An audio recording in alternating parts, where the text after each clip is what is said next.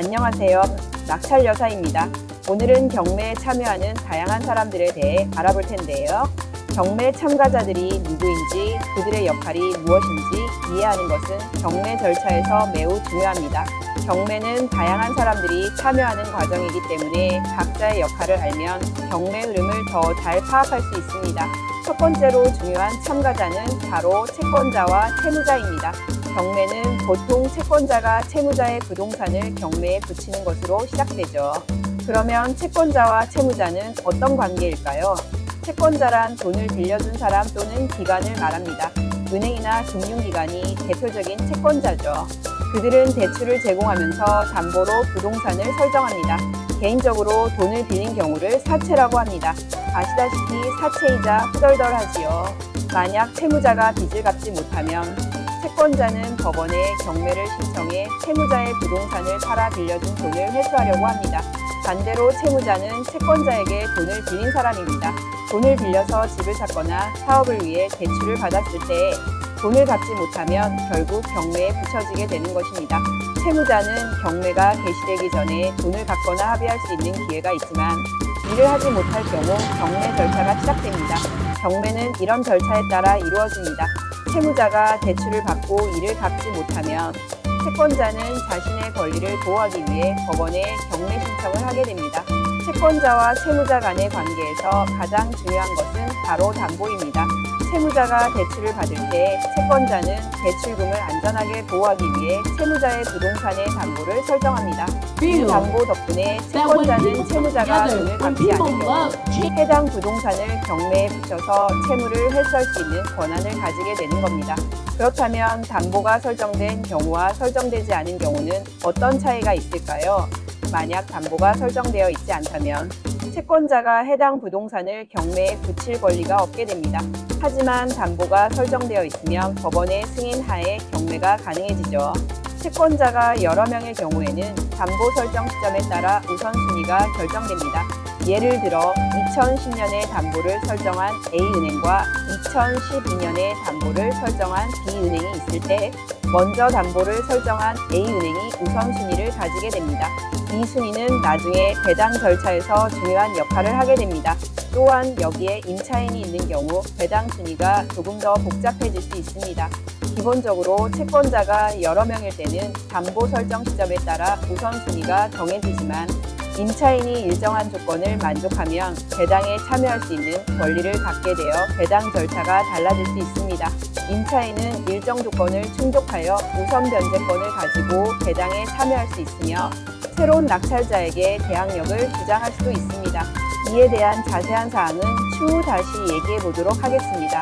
다음은 입찰자입니다. 여러분이 경매에서 직접 입찰자가 될 수도 있죠.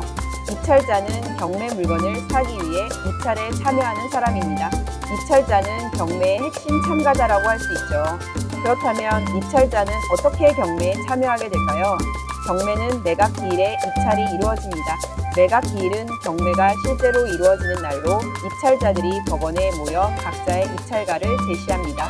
입찰자는 직접 법원에 가서 입찰서를 제출하거나 대리인을 통해 입찰할 수 있습니다. 입찰자는 경매 물건에 대해 가격을 제시하게 되며 가장 높은 가격을 제시한 사람이 낙찰자가 됩니다.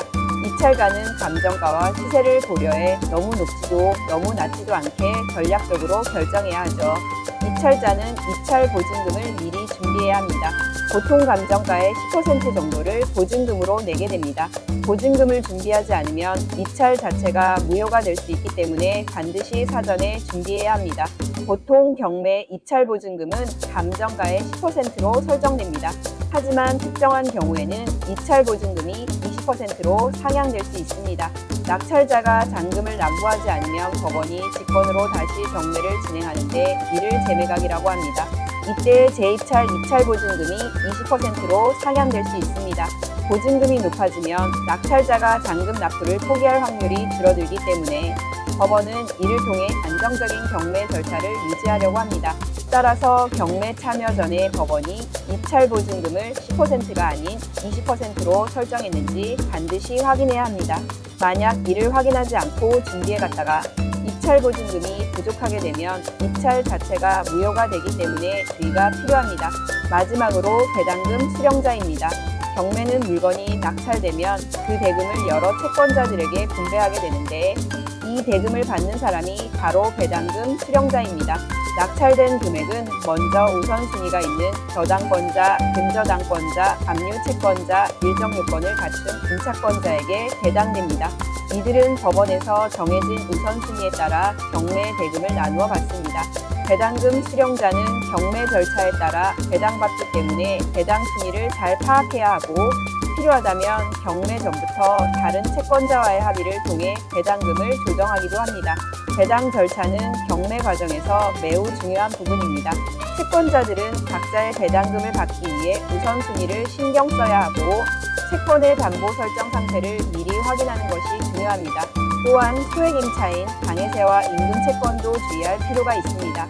이러한 항목들은 일반 채권보다 우선순위가 높을 수 있기 때문에 배당 시 중요하게 고려됩니다. 경매에 참여하는 채권자, 채무자, 입찰자, 배당금 수령자 등의 주요 참가자들에 대해 알아보았습니다. 이들의 역할을 정확히 이해하면 경매의 흐름을 파악하는 데 큰 도움이 될 것입니다. 내일은 경매 절차의 첫 단계인 경매 개시와 매각 준비에 대해 알아보겠습니다. 감사합니다.